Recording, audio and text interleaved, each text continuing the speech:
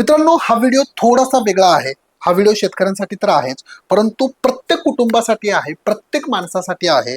कारण याच्यामध्ये मी तुम्हाला सांगणार आहे की ज्यावेळेस आपण मार्केटमध्ये एखादा भाजीपाला विकत घेऊन घरी येतो, त्यावेळेस त्याच्यावरती जे कीटकनाशकांचे, बुरशीनाशकाचे अंश असतात, ते अंश कसे दूर करायचे, कशा प्रकारे त्याला आपल्याला धुवायचं आहे, जेणेकरून तो भाजीपाला आपण खाल्ल्यानंतर त्याचा कुठलाही त्रास आपल्याला होणार नाही. त्यामुळे अतिशय महत्त्वाचा व्हिडिओ सर्वांसाठी आहे. व्हिडिओ पूर्ण पहा.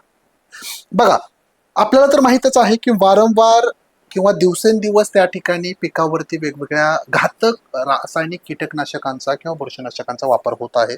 आता याच्यामध्ये शेतकऱ्यांची पण चुकी नाही, कारण पर्याय नाही. मित्रांनो, एवढे कीड आणि रोग आता शेतीमध्ये आहेत की जर शेतकऱ्यांनी हे पेस्टिसाइड वापरले नाहीत तर त्याच्या हातामध्ये काहीच लागणार नाही. त्यामुळं अधिक उत्पन्न घ्यायचंय, चांगल्या क्वालिटीचं उत्पन्न घ्यायचंय, मग आपल्याला याशिवाय पर्याय नाही. पण ज्यावेळेस तो शेतमाल आपण आपल्या घरी आणतो, त्याच्यावरती जे काही रासायनिक कीटकनाशकांचे, बुरशीनाशकाचे अंश असतात, ते आपल्या पोटात जाता कामा नये. कारण ते जर पोटामध्ये गेले तर एक स्लो पॉयझन तुम्हाला होऊ शकतं. म्हणजे हळूहळू त्याचा खूप मोठा परिणाम तुम्हाला, म्हणजे कॅन्सर पर्यंत गोष्टी त्या वाढू शकतात. म्हणून खूप महत्वाची गोष्ट आहे, एकदा का भाजीपाला घरी आणला, त्याला प्रोसेस केल्याशिवाय त्याची भाजी करून खायची नाही.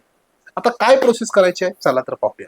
आता ह्या भाज्या स्वच्छ करण्याच्या 3 वेगवेगळ्या पद्धती मी सांगणार आहे, जेणेकरून 100% त्याच्यावरचा जो रासायनिक कीटकनाशकांचा, बुरशीनाशकांचा अंश आहे, तो निघून जाईल. पहिली पद्धत म्हणजे बेकिंग सोडा वापरण्याची.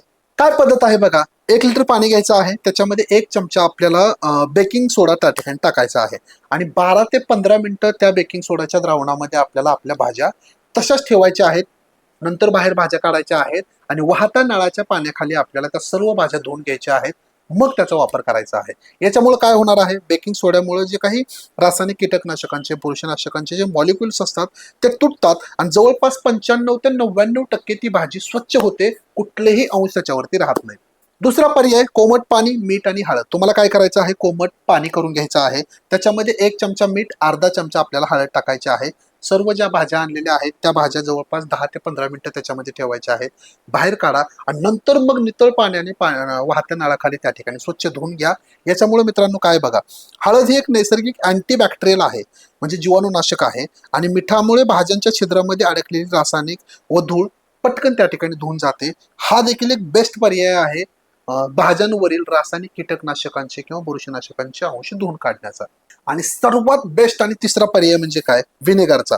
4 कप पाणी, 1 कप विनेगर, अशा प्रकारे एक दावण तयार करा. त्याच्यामध्ये 10 मिनिटं भाज्या तशाच भिजवत ठेवा आणि मग काढून बाहेर वाहत्या नळाखाली आपल्याला स्वच्छ धुवून घ्यायचे आहेत.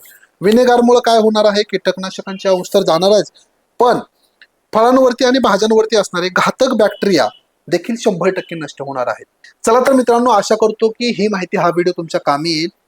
व्हिडिओ आवडला असेल तर व्हिडिओला लाईक्स आणि कमेंट करा आणि 100% न चुकता तुमच्या मित्राबरोबर हा व्हिडिओ नक्की शेअर करा. धन्यवाद.